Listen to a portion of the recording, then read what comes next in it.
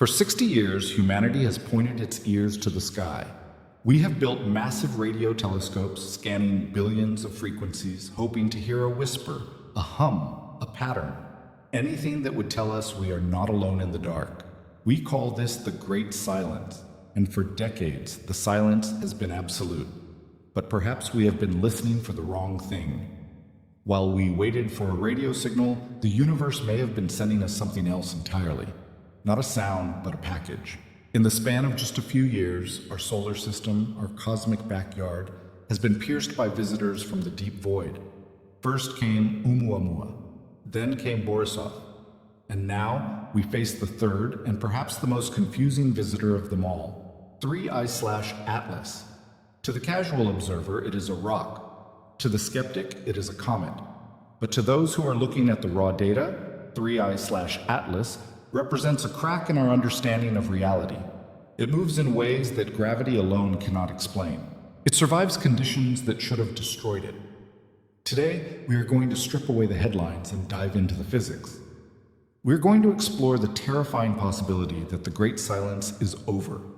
We are not just looking at a celestial anomaly. We might be looking at a piece of technology that traveled thousands of light years to get here. And the most important question isn't, what is it? The most important question is, who sent it, and are they watching us right now? To understand why 3I/Atlas is so significant, we must first understand the context of its arrival. For most of human history, our model of the solar system was a closed loop.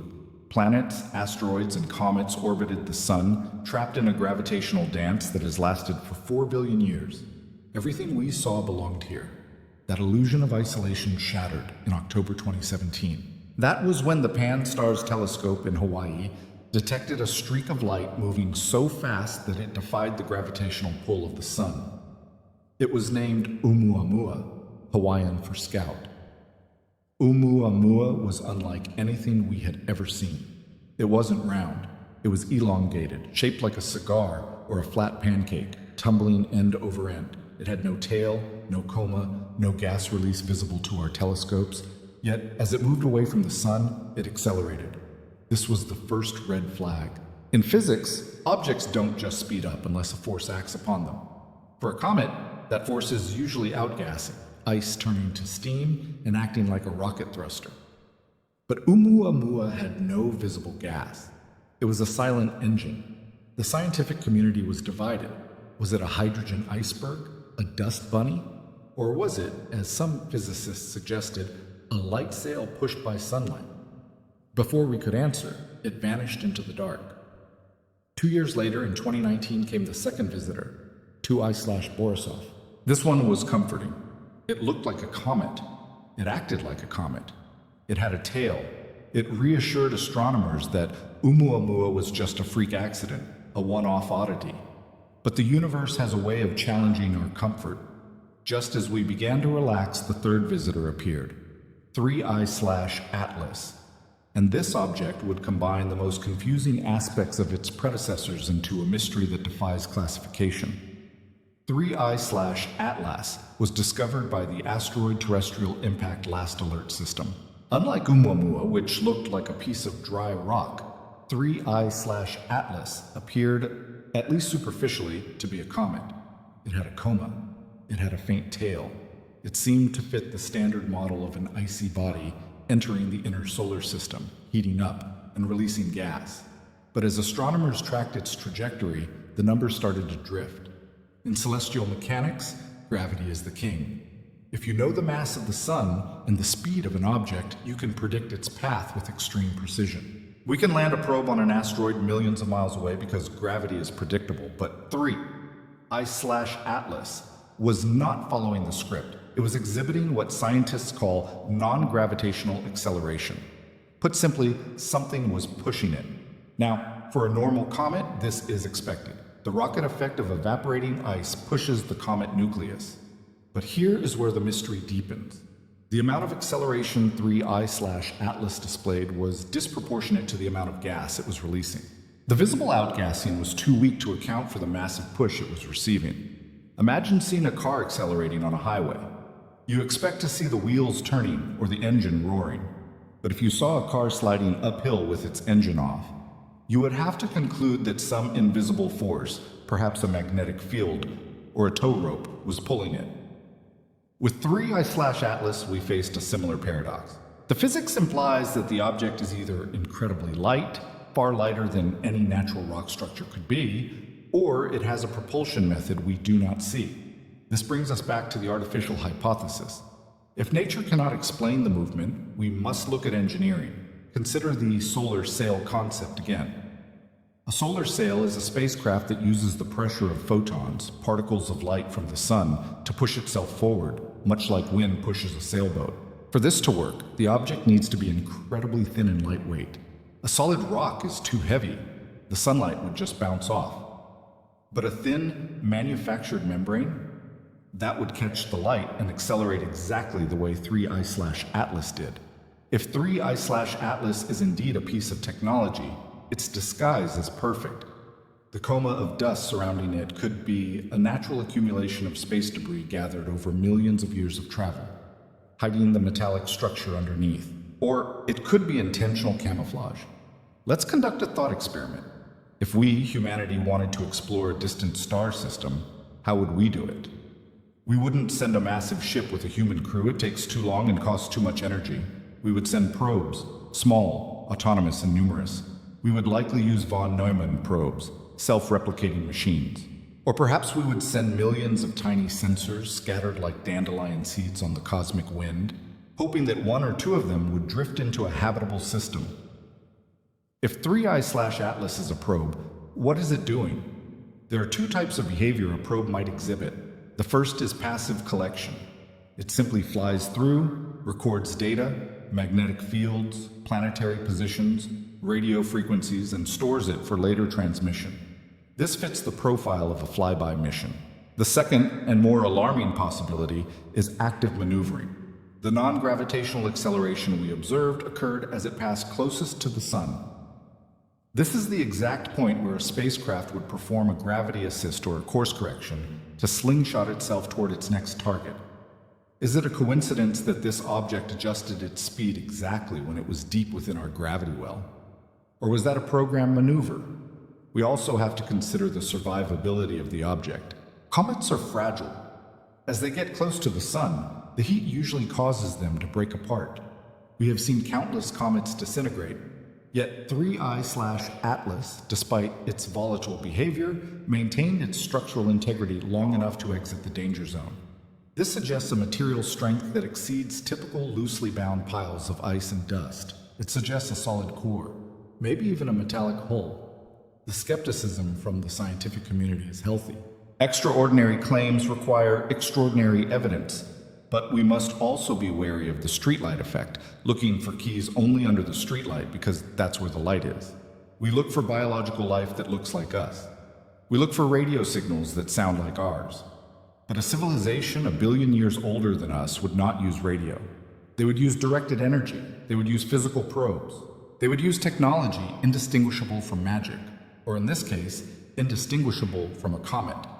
If we accept the possibility, however slight, that 3I/Atlas is artificial, we are immediately confronted with a terrifying question. What is its purpose? To answer this, we must stop thinking like humans and start thinking like a civilization that has survived for millions of years. We often imagine aliens arriving in massive motherships, blowing up cities, or landing on the White House lawn. But that is Hollywood logic, not cosmic logic. A true interstellar civilization would likely prioritize efficiency and information over dramatic entrances. This leads us to the Galactic Network hypothesis. Imagine the Milky Way galaxy not as a dark, empty void, but as a connected web of trade routes and communication lines. In this scenario, our solar system is not a destination. It is merely a waypoint, a gravitational buoy. 3I/Atlas might be an autonomous cargo drone or a data courier utilizing the gravity of our sun to slingshot itself toward its next destination. It doesn't care about Earth. It doesn't care about the radio waves leaking from our television towers. To the intelligence that built it, we might be no more significant than ants building a hill next to a superhighway. The drivers speeding past don't hate the ants. They don't love the ants. They simply don't notice them. This is a humbling thought. It suggests that the universe is teeming with activity, and we have simply been too primitive to see the traffic. But there is a second, more unsettling scenario, the Sentinel hypothesis.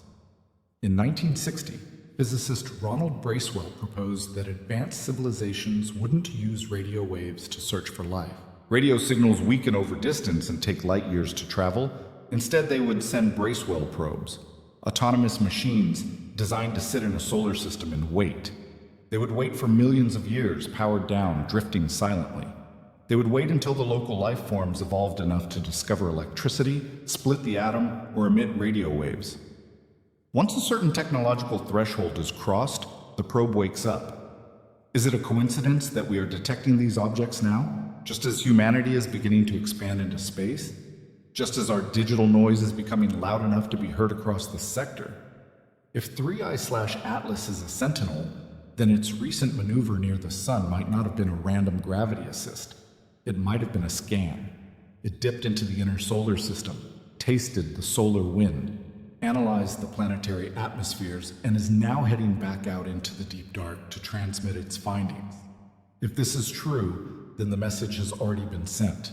The third planet is active, so do we just sit here and speculate? Do we let this potential artifact slip through our fingers and vanish forever into the interstellar night? For the first time in human history, the answer is no. We have the technology, or at least the blueprints, to give chase. This is the domain of Project Lyra. Project Lyra is a theoretical mission concept studied by the Initiative for Interstellar Studies. The goal is audacious. Launch a spacecraft from Earth that can catch up to an object moving faster than anything we have ever built. 3I/8LESS is currently speeding away from us at over 26 kilometers per second. A standard chemical rocket, like the ones used for the Apollo moon landings or the Mars rovers, would never catch it. It's like trying to catch a Formula One car while riding a bicycle. To intercept 3I/8LESS, we need speed. Extreme speed. Engineers are proposing a combination of two revolutionary technologies. First, a nuclear thermal rocket. Unlike chemical rockets that burn fuel, a nuclear engine uses a reactor to superheat hydrogen propellant, creating thrust that is twice as efficient. Second, and more critically, we would need to perform an Oberth maneuver. This involves launching our spacecraft not towards the object, but towards the sun. We would dive dangerously close to the solar surface, shielding the ship from the inferno, and fire our engines at the moment of maximum velocity.